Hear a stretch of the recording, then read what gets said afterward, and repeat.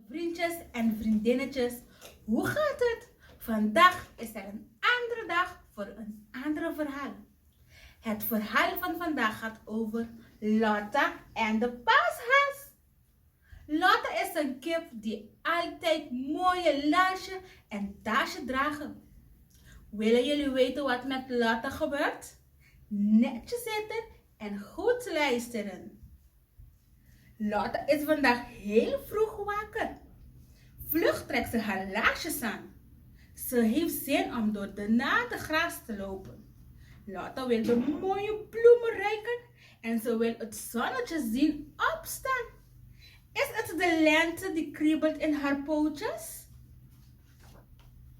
Hé, wat ligt hier in het gras? Een groot paars ei met een roze strik. Zo'n raar ei heeft Lotta nog nooit gezien. En daar een roze ei. Een rood met een witte stippen. Wauw. En een grote ei met kleine eitjes erin. Lotta snapt er helemaal niets van.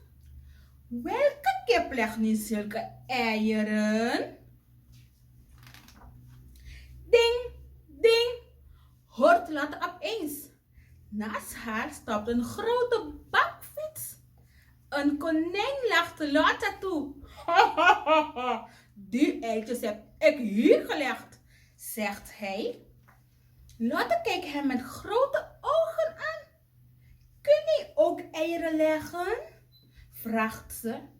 Wel nee, lacht het konijn. Ik leg geen eieren. Ik breng ze gewoon. Dat doe ik altijd als het Pasen is. Ik ben de paashaas. Overal verstop ik paaseitjes van chocola. Maar eerst versier ik ze en ik geef ze mooie kleurtjes. Kom, ik laat je het zien. Lotta mag helpen. Met verf en linten gaat ze aan de slag. De paashaas verft erop los. Sneller dan snel heeft hij een berg eieren klaar.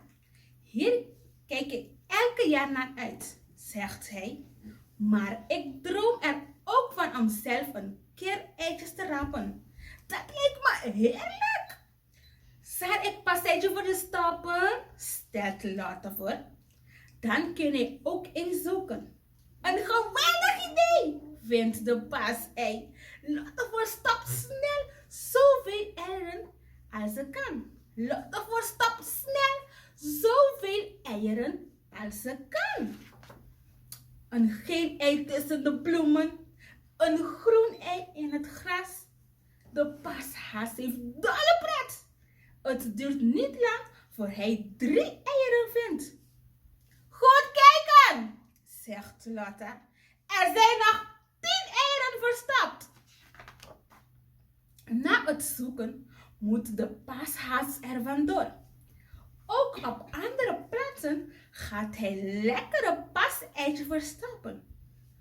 Vrolijk zwaait hij naar Lotta. Tot de volgende jaar.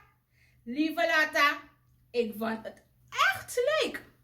Ik wou dat je langer kan blijven, roept Lotta hem na. Als Lotta weer doorlopen, ziet ze een grote man staan met een heleboel lekkere paaseitjes. Dat is lief van de paashaas. Zijn die eitjes allemaal voor mij? Voor mij alleen? Lotta denkt na. Wat zijn de kuikens van tante Kato, tante Mees en tante Trien verrast? In de wei vinden ze overal eieren. Paaseieren in alle kleuren van de regenboog. De kijkertjes piepen het uit van plezier. Het maakt Lotta blij. Ze voelt zich een echte paashaaskip. En dat was het verhaal. Tot de volgende keer. Dag!